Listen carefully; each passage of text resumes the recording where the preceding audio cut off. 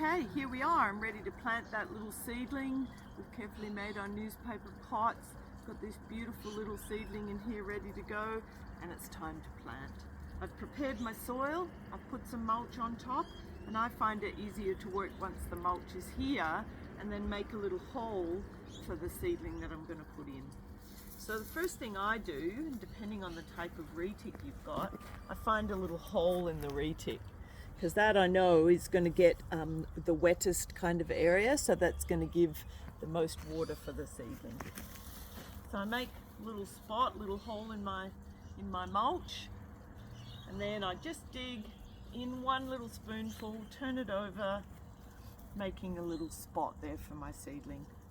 I then add just a handful of compost. So this is some good compost from my hot compost system. Then I usually use my hand. You might want gloves on, or I can turn that over.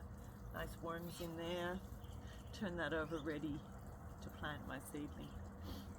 Now, some people actually plant these in the pot. They might make a few holes for the roots. I find it easier because of the slaters to actually rip that pot away and plant that seedling straight in with its roots.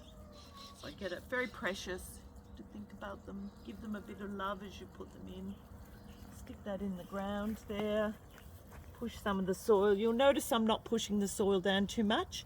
I want to keep a light fluffy soil for the microorganisms that are in there to do their thing. And then I have, and you will as well if you use mulch, an issue with slaters. So I've tried lots of things with slaters, and you can have a look. There's so many plethora of things you can try. But after years, this is what I find works for me. I actually get a collar from a milk carton, and I place it over my seedling, push it down a bit, and that means those slaters can't actually get to that. It's also handy for watering. I also often water around the side, which means the water's not actually moving that seedling as I'm watering it, and the water infiltrates down to where the mulch, the roots of the plant is. I then put my mulch back again, and then I want to make sure there's no slaters actually inside that collar. So I can either have a look, kill off any I can find, or sometimes if there's a few, I use a pest-friendly slater and slug killer. So I think it says snail and slug killer as well. Works on slaters too. So I don't need a lot. I usually just use 1 or 2 of those little pellets. 1, 2 in a collar that size.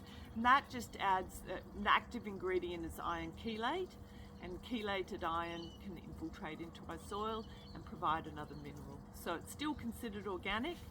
There's a couple of different brands, but just ask for the pet-friendly iron chelate. Check the label, make sure that's the only active ingredient.